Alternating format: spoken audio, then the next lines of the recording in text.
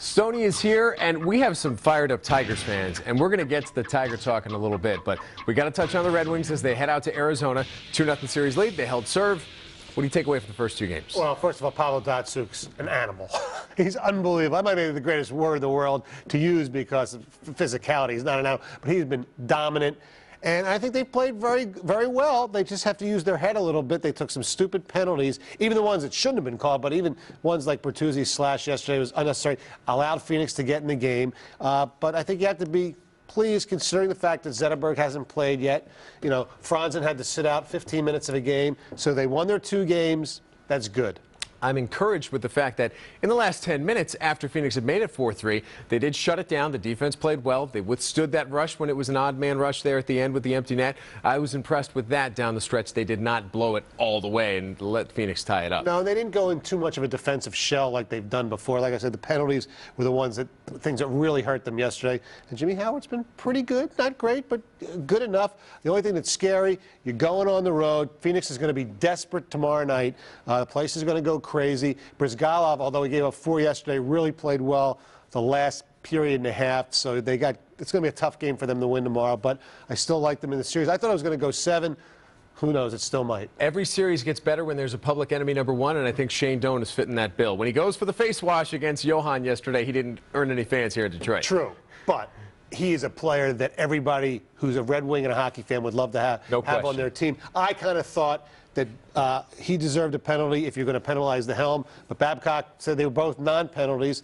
What bothers me about the way the game has been officiated in this series, and it's the little piddly, like the interferences on, Filppula on a face-off, the one on Darren Helm, and there was one on Phoenix that wasn't good either.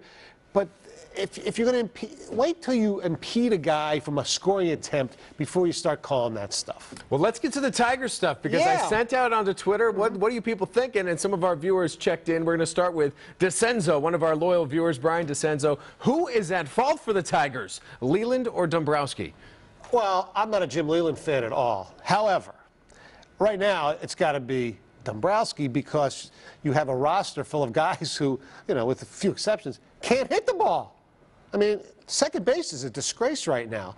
And I know we all love the gutty Will Rhymes. Sizemore's down in Toledo. Don't tell me you're waiting for Carlos Guillen to come back. They didn't address second base, and there are people out there that they should have gotten in the offseason. Well, you could tell one of your cohorts is fired up to get back on the air tomorrow. Mike Valenti checks in, actually, and he says... Mike Valenti fired up? No. You know him. When will Austin Jackson get sent down a la Scherzer last year? This cannot continue. Well, they'll probably give him a couple more weeks, but he's right. If it does continue, they're going to either send him down or bench him. And, everybody's complaining a little bit about the pitching, but the offense, like we mentioned, here's some stats for you. The aforementioned Austin Jackson hitting 175. Brandon Inge, 204. He had the walk-off the other day, which was great, but he's hitting 204. Will Rhymes, 222. If he's batting Inge 9th and then, Jackson Rhymes or Rhymes Jackson, man, that's 3 weak bats in a row. And runners in scoring position, which has been a Tigers' problem, it seems like, for the last 10 years, for crying out loud. Going into today's game, 224. With 2 outs and runners in scoring position, 196. I mean, yesterday when they were up 1-0, they had second and third, nobody out, and could not score. It's an old story we've heard many times. Yes, it is. The Stonehead of the Week. We actually got a nomination for Sean Ash because it's going to snow tomorrow. I don't think that's fair. Not his fault. It's not his fault. There were some other good ones as well. Yeah, I was thinking of Charlie Villanueva for going, well, Charlie V, being loco. I wish he would have played with as much passion during the season as he did going after Ryan Hollins. Bobby Ryan of the Anaheim Ducks for doing a little Bristol stomp on a Nashville Predator. But the Stonehead has to go to Gary Bettman in the National Hockey League. For the National Hockey League to have their own security at Joe Louis Arena to throw a guy out for throwing an octopus, this is tradition, as we know in Detroit. Worry about other things like having a network where people around the country can watch your product, Gary. Leave our octopi alone. Bettman, Stonehead. That is Mike Stone.